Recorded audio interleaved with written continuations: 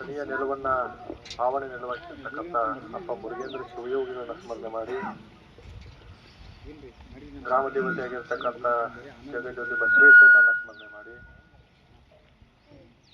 ಇವತ್ತಿನ ದಿವಸ ಜಗನ್ಮಾತೆ ಮಹಾಲಕ್ಷ್ಮಿಯ ಒಂದು ಜಾತ್ರಾ ಮಹೋತ್ಸವ. ಆ ತಾಯಿ ಮಹಾಲಕ್ಷ್ಮಿ ಆಶೀರ್ವಾದದಿಂದ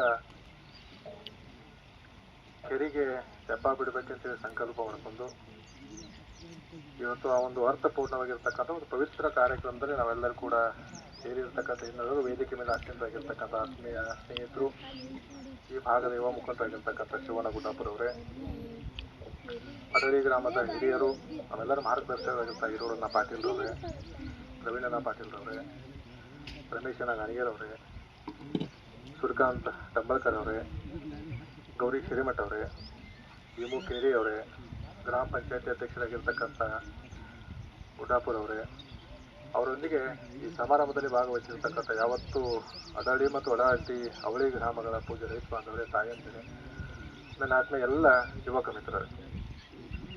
ಬಹುಶಃ ಹಿರಿಯರು ಒಂದು ಕಡೆ ಹೇಳ್ತಾರೆ, ದಾನೇ ದಾನೇತೆ ಖಾನೇವಾಲ ನಾಮ ಅಂತ. ಅಂದರೆ ನಮ್ಮನ್ನು ಸೃಷ್ಟಿ ಮಾಡಿರ್ತಕ್ಕಂಥ ಬ್ರಹ್ಮ ನಾವು ತಿನ್ನತಕ್ಕಂಥ ಪ್ರತಿಯೊಂದು ಅನ್ನದಾಗಳ ಮೇಲೆ ಅವ್ರ ಹೆಸರು ಬರೆದಿರ್ತಾನೆ. ಈ ಮಾತು ಯಾಕೆ ಹೇಳಪ್ಪ ಅಂತಂದ್ರೆ, ಶಿವಣ್ಣ ಗುಡ್ಡಾಪುರ ಅವ್ರು ಹೇಳಿದಂಗೆ ಸ್ವತಂತ್ರ ಕಾಲದಿಂದ ಕೂಡ ಸುಮಾರು ಬಹುಶಃ ನಮ್ಮ ಪೂರ್ವಿ ಕಾಲದಿಂದ ಕೂಡ ಈ ಭಾಗದೊಳಗೆ ನೀರು ಬರಬೇಕು ಅಂತೇಳಿ ಬಹಳ ಬೇಡಿಕೆ ಇತ್ತು.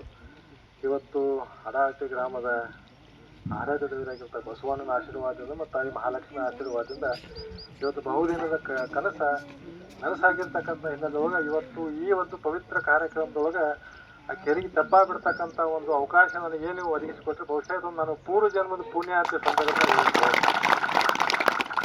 ಯಾಕಂತಂದ್ರೆ ನಾನು ಬಹುಶಃ 2013 ಕಾಲೇಜ್ ಮುಗಿಸ್ಕೊಂಡು ಬಂದ ಮೇಲೆ 2013 ಇಸ್ವಿಯೊಳಗೆ ಚುನಾವಣೆ ಪ್ರಚಾರ ನನಗೇನು ಯಾರೂ ಪರಿಚಯ ಇರಲಿಲ್ಲ, ಏನಿಲ್ಲ. ನಮ್ಮ ನಾಗರೂಪಿಕೆ ಗ್ರಾಮದಾಗಿನ ಎಲ್ಲ ಹಿರಿಯ ಜೊತೆ ಬೈಕ್ ರ್ಯಾಲಿ ಮೇಲೆ ಬರ್ತಿದ್ದೆ ನಂಗೆ ಹುರುಪ್ಲೆ. ಅವಾಗ ಬಂದಾಗ ಬಸವಣ್ಣನ ಗುಡಿ ಒಳಗೆ ಅಡಹಟ್ಟಿ ಗ್ರಾಮದ ಹಿರಿಯರು ಅವತ್ತು ನನಗೆ ಹೇಳಿದ್ದೇನೋ ನೆನಪೈತಿ. ಯಾಕಂದ್ರೆ ಆ ಭಾಗದಾಗೆಲ್ಲ ಕೆನಾಲ್ ಆಗಿತ್ತು, ಈ ಭಾಗದ ನೀರಾವರಿ ಇಲ್ಲ, ಈ ಭಾಗಕ್ಕೆ ನಮಗೆ ನೀರಾವರಿ ಮಾಡಿಸ್ಕೊಡ್ರಿ ಅಂತ ಅವತ್ತು 2013 ಇಸ್ವಿ. ಯಾಕಂದ್ರೆ ಬಹುದಿನದ ಬೇಡಿಕೆ ಇದು 2013ನೇ ಇಸ್ವಿ ನನಗೆ ಹೇಳಿದ್ದು ನೆನಪೈತಿ. ಬಹುಶಃ ಇವತ್ತು 13 ವರ್ಷ ಆದಮೇಲೆ ಬಸವಣ್ಣನ ಅಪೇಕ್ಷೆ ಇತ್ತು, ತಾಯಿ ಮಹಾಲಕ್ಷ್ಮಿ ಸಂಕಲ್ಪ ಇತ್ತು. ಇವತ್ತು ಅವತ್ತೇನು ಹಿರಿಯರು ಹೇಳಿದ್ರೆ ಅದೇ ಹಿರಿಯರ ಸಮ್ಮುಖವಾಗಿ ಇವತ್ತು ತೆಪ್ಪ ಬಿಡ್ತಕ್ಕಂಥ ಕಾರ್ಯಕ್ರಮ ನಾವೆಲ್ಲರೂ ಸೇರಿರ್ತಕ್ಕಂಥದ್ದು ಬಹುಶಃ ನಮ್ಮೆಲ್ಲರೂ ನಾವು ಜೀವನದೊಳಗೆ ಇದೊಂದು ಮರೆಯಲಾರದ ದಿನ ಅಂತ ಹೇಳಿ ಬಹುಶಃ ತಪ್ಪಾಗಲಿಕ್ಕಿಲ್ಲ. ನಾಳೆ 24ನೇ ತಾರೀಕು ದೊಡ್ಡ ಪ್ರಮಾಣದಾಗ ಇಲ್ಲಿ ಕೆರೆಗೆ ತೆಪ್ಪ ಬಿಡ್ತಕ್ಕಂಥ ಕಾರ್ಯಕ್ರಮ ಐತೆ. ಇವತ್ತು ಪೂರ್ವಭಾವಿಯಾಗಿ ನೀನು ಶಿವಣ್ಣ ಗುಡ್ಡಾಪುರವ್ರು ಫೋನ್ ಮಾಡಿದ್ರು ಸಾಯಂಕಾಲ ನಾಳೆ 12 ಗಂಟೆ ಸುಮಾರು ಊರಿಗೆ ಬಂದು ಹೋಗ್ತೀರಿ ಅಂತಂದ್ರೆ ಏನು ತೆಗೆದ್ರಿ ಅಂತ ಹೇಳಿದಾಗ ಲಕ್ಕವೇ ಜಾತ್ರೆ ಐತಿ, ಅದಕ್ಕೆ ಕೆರೆಗೆ ಹೆಣ್ಮಕ್ಳೆಲ್ಲ ಕೂಡ ಮುತ್ತು ಜನಕ್ಕೆ ಮಾಡಿ ತೆಪ್ಪ ಬಿಡ್ತಕ್ಕಂಥ ಅಂತೇಳಿ ಮುಂಜಾನೆ ಸಾವುಕಾರ ಮತ್ತು 24 ಸ್ನಾನ ಮಾಡೋದು ನೀ ಯಾಕೆ ಮಾಡಿದ್ರು ಅಂತ ಕೇಳಿದ್ರು. ಅದಕ್ಕೇನು ಮುತ್ತು ಜನಕ್ಕೆ ಮಾಡಾಕ್ತದೆ, ಸಣ್ಣ ಪ್ರಮಾಣದಾಗ ಮಾಡಾಕ್ತದೆ ಅಂತ. ಅದಕ್ಕೆ ಸಾಯ್ದು ಮುಗಿಸ್ಕೊಂಡು ಬಾ ಅಂತ ಹೇಳಿದಾಗ ಬಹುಶಃ ಇವತ್ತು ಹೆಮ್ಮೆಯಿಂದ ಹೇಳ್ಬೇಕಂತಂದ್ರೆ ಇವತ್ತು ಅಡಹಟ್ಟಿ ಗ್ರಾಮ ಅಂತಂದ್ರೆ ಒಂದು ಹಿಂದುಳಿದಿರ್ತಕ್ಕಂಥ ಗ್ರಾಮ ಆಗಿತ್ತು. ಆದರೆ ಬಹುಶಃ ಇವತ್ತು ಹೆಮ್ಮೆಯ ವಿಚಾರ ಅಂತಂದ್ರೆ ಬಹುಶಃ 2026ನೇ ಇಸ್ವಿ ಒಳಗೆ ಸಂಕ್ರಮಣದ ನಿಮಿತ್ತ ಇವತ್ತು ನಾವು ತೆಪ್ಪ ಬಿಡೋದು. ಬಹುಶಃ ಇನ್ನೊಂದು 10 ವರ್ಷ ಆದ್ಮೇಲೆ ಇದೇ ಗ್ರಾಮದವ್ರೆ ನಮ್ಮಲ್ಲಿ ಜವಳಿ ಹೆಚ್ಚಾಗಿದ್ದು ನಾವು ಪೈಪ್ ಹಾಕಿಕೊಡೋದು ಮಾತ್ರ ಕೂಡ ಆಶ್ಚರ್ಯ ಇಲ್ಲ ಅಂತ ಮಾತ್ರ ಕೂಡ ಸಂದರ್ಭದಲ್ಲಿ.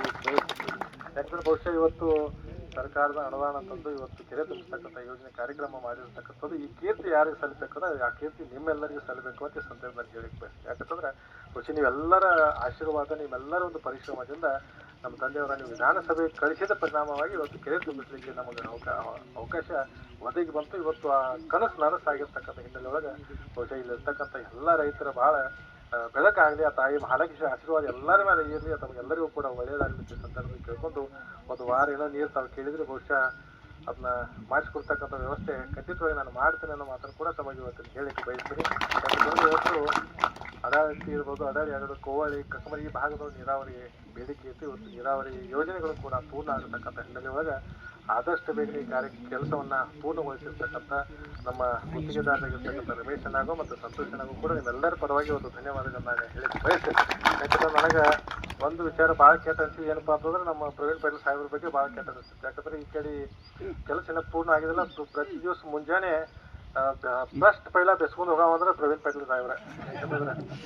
ಯಾಕಂದ್ರೆ ನಿಮ್ಮ ಕಡೆ ಈ ಕೆಲಸ ಅರ್ಧ ಕುಡ್ದಾಗಿರ್ಬೋದು, ಕೆಲಸ ಎಲ್ಲೋ ಅಡಚಣೆ ಆಗಿರೋದಕ್ಕೆ ಅತಿ ಹೆಚ್ಚು ಬೆಸ್ಕೊಂಡು ಅದಕ್ಕೆ ತಾವು ಏನು ಮನಸ್ಸಿನಾಗ ಇಟ್ಕೊಳಕ್ಕೆ ಹೋಗ್ಬೇಡ್ರಿ. ಯಾಕಂತಂದ್ರೆ ಈ ಭಾಗದ ಜನರ ಒಂದು ಒಂದು ಬಹುದಿನದ ಬೇಡಿಕೆ ಇತ್ತು. ಅದಕ್ಕೆ ಬಹುಶಃ ನೀವು ಎಷ್ಟು ಬೆಸ್ಕೊಂಡ್ರಲ್ಲ ಅದಕ್ಕೊಂದು ಹಿರಿಯರ ಒಂದು ಕಡೆ ಹೇಳ್ತಾರೆ, ಯಾವ ಕಾಲ ಹೆಚ್ಚು ಪೆಡ್ತತಿಲ್ಲ ಅದಕ್ಕೆ ಚಂದ ಸಿಹಿ ಆಕೈತೆ. ಅದಕ್ಕೆ ಇವತ್ತು ನಿಮ್ಮ ಪರಿಶ್ರಮದಿಂದ ಇವತ್ತು ನಿಮ್ಮ ಪ್ರಯತ್ನದಿಂದ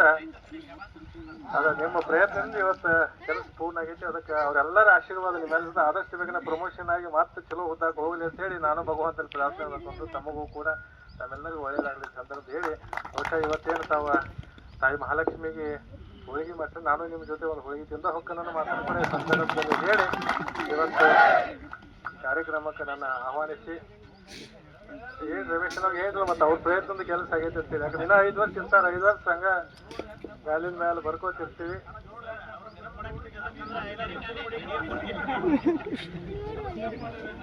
ಅದಕ್ಕೆ ಒಂದು ಅರ್ಥಪೂರ್ಣವಾಗಿರ್ತಕ್ಕಂಥ ಕಾರ್ಯಕ್ರಮಕ್ಕೆ ನನ್ನ ಕರೆಸಿ ಸತ್ಕರಿಸಿ ನನಗೆ ಮಾತಾಡ್ಲಿಕ್ಕೆ ಅವಕಾಶ ಮಾಡಿಕೊಟ್ಟಂತ ನಮ್ಮೆಲ್ಲರಿಗೂ ಮತ್ತೊಮ್ಮೆ ಮುಗಿದೊಮ್ಮೆ ತಾಯಿ ಆಶೀರ್ವಾದ ಎಲ್ಲರ ಮೇಲೆ ಇರಲಿ.